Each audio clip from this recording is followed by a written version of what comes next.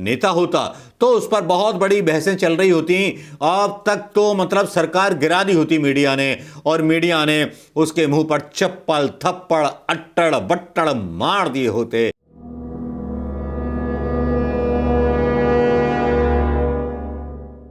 दोस्तों नमस्कार, मैं मनोज कुमार शर्मा। मैंने दोस्तों कल के वीडियो में आपसे वादा किया था कि इन ब्लैकमेलर पत्रकारों के बारे में कल खुलासा करूंगा, और खुलासा भी क्या है वो आप भी जानते हैं, सब जानते हैं। लेकिन ये खुलासा जो है देश के गर्व से और देश के घमंड से जुड़ा हुआ है।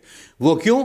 वो इसलिए कि जब यूएई की शहजादी सुधीर चौधरी जैसे पत्रकार को अपने यहाँ आने से मना करती है, और दूसरी तरफ हमारे प्रधानमंत्री मोदी जी उसके साथ फोटो खिंचवाते हैं, तो प्रधानमंत्री मोदी जी का वो नारा कि भ्रष्टाचार को हटा देंगे, वो थोड़ा खोखला सा मालूम पड़ता है।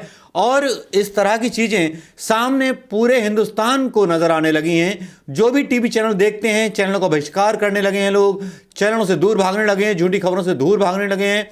लेकिन इन लोगों का उन ब्लैकमेलरों के साथ मिलना जुलना चालू है जो झूठी खबरें इनको लेकर के फैलाते हैं। जी न्यूज़ पर ही आज खबर आई है एक बहुत बड़ी, जिस खबर को मैं आपके बीच लेके आना चाहूँगा। जी न्यूज़ पर जो भारत की सबसे बड़ी पत्रकारों की संस्था है, जो जांच करती है, जो यूनियन है, उसका एक खुलासा हुआ है जी न्यूज़ के ऊपर, जिसमें दावा किया गया है, जिसमें कहा गया है कि इन्होंने फेक न्यूज़ फैलाई थी जी न्यूज़ ने, उसको अपने यहाँ से इनको हटा लेना चाहिए। ठीक इसी तरह का टाइम्स नाउ के ऊपर भी किया गया है। हिंदी हेराल्ड में खबर छपी है जिसमें कहा गया जी न्यूज़ के अलावा टाइम्स नाउ पर राहुल शिवशंकर प्रज्ञा जोशी की बहस पर भी एनबीडीएसए का आदेश आया है। वाद विवाद में निष्पक्षता का अभाव था। एक विवादास्पद मुद्दे के एक पक्ष को बढ़ावा देने के लिए डिजाइन किया गया था। एंकर को किसी एजेंडा को आगे बढ़ाने से रोकना चाहिए। लेकिन दोस्तों यहां मैं साफ कर देना चाहूँगा आपके सामने कि जी न्यूज़ पर इससे पहले क्या आया था, वो भी वीडियो आपको बताना बहुत ज़रूरी है। और इसी तरह कैलाश जो अपने भारतीय जनता पार्टी के महासचिव हैं, भारतीय जनता पार्टी के, वो इस तरह से पेल रहे हैं कि मैं आपको बता नहीं सकता। क्योंकि जी न्यूज़ के ऊपर जब ये खबर आती है तो एनबीएसडीए का जब ये सारा बैंड लगता है, तो जी न्यूज़ के बारे में जो खबर आती है वो ये आती है कि news broadcasting and digital standards authority ने पाया कि जी न्यूज़ ने 3 वीडियो में फार्मर्स प्रोटेस्ट को खालिस्तानियों से जोड़कर और गलत तरीके से रिपोर्ट करके आचार संहिता का उल्लंघन किया है। एनबीडीएसए ने ये वीडियो को हटाने के लिए कहा है। अब चलिए दोस्तों आते हैं बात उस लोकतंत्र पर जो लोकतंत्र आजकल बचा नहीं है, जिसके बारे में कोई परवाह ना तो प्रधानमंत्री करते हैं ना उनकी सरकार करती है। अब ये जो 2 न्यूज़ चैनल हैं जिनके बारे में खबर आई, ये वाकई में हैरान कर देने वाली थी। एक तरफ यूएई की शहजादी बोलती है, दूसरी तरफ शुक्र मनाइए कि यहाँ पर जो है अभी और खुलासे नहीं हुए हैं। खुलासे होंगे, आने वाले टाइम में खुलासे और होंगे। खुलासे इस कदर होंगे कि जिस तरह से जी न्यूज़ का चैनल खालिस्तानी बताता है और एनबीडीएसए वीडियो हटाने के लिए कहता है, तो सीधा सीधा थप्पड़ जी न्यूज़ के माथे पर पड़ता है, गाल पर पड़ता है, और उन लोगों के गाल पर पड़ता है जो नेता इनके साथ बड़े खुश होकर के फोटो खिंचा रहे थे। क्या एक मर्यादित लोकतंत्र में प्रधानमंत्री मोदी को ऐसे ब्लैकमेलर लोगों के साथ फोटो खिंचवानी चाहिए जिनकी अंतर्राष्ट्रीय छवि खराब हो चुकी हो? तो जरा सोचिए प्रधानमंत्री की अंतर्राष्ट्रीय छवि कितनी खराब हुई होगी इन पालतू कुत्तों को पाल करके, जिन कुत्तों ने देश का रायता फैला दिया। हालांकि इतने कड़े शब्द मैं बोलना नहीं चाहता था, लेकिन कुत्ता भी वफादार होता है, इसीलिए मैंने कुत्ते शब्द का इस्तेमाल इसलिए भी किया क्योंकि आज एक बयान आया कैलाश विजयवर्गीय का, जिसमें उन्होंने बोला कि कांग्रेस पार्टी में कार्यकर्ता होते हैं, भाजपा में हम कुत्ते पालते हैं जो हमारे इशारे पर दिन भर भौंकते रहते हैं। कैलाश विजयवर्गीय, राष्ट्रीय महासचिव, भारतीय जनता पार्टी। अब यह बयान आना और प्रधानमंत्री मोदी जी का फुस फुस कर करके सेल्फी खिंचवाना क्या बयान करता है, क्या संदेश देता है, जरा बताइएगा।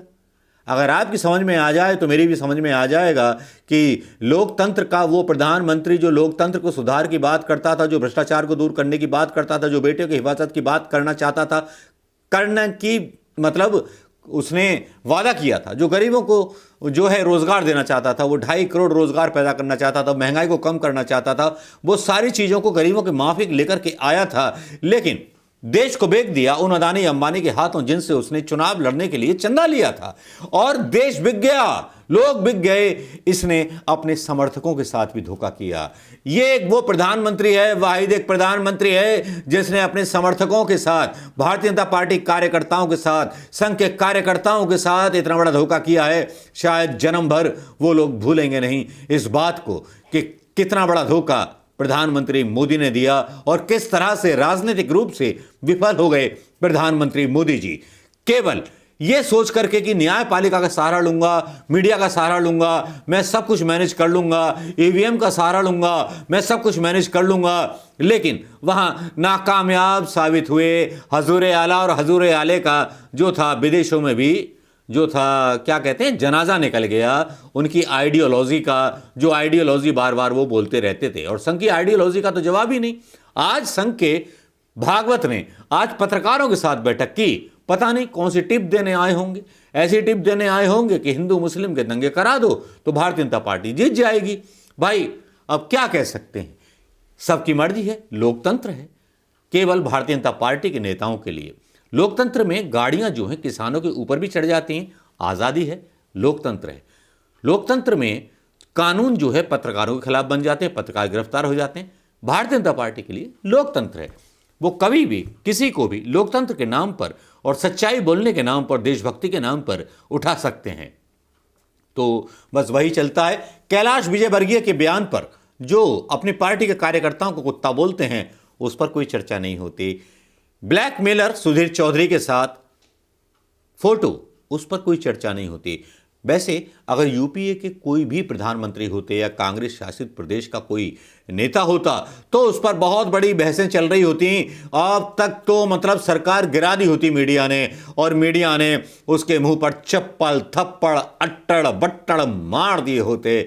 लेकिन भाई क्या मजाल जो मोदी के सामने किसी गुलाम की हिम्मत है कि जो आवाज उठा सके, जो आवाज उठा सके हिंदुस्तान के लिए। उसकी आवाज केवल मोदी ने अपने घर में कैद कर ली है, पट्टा पहना दिया है मोदी भक्ति का, क्योंकि कुत्तों को केवल भौंकना सिखाया जाता है इशारे पर।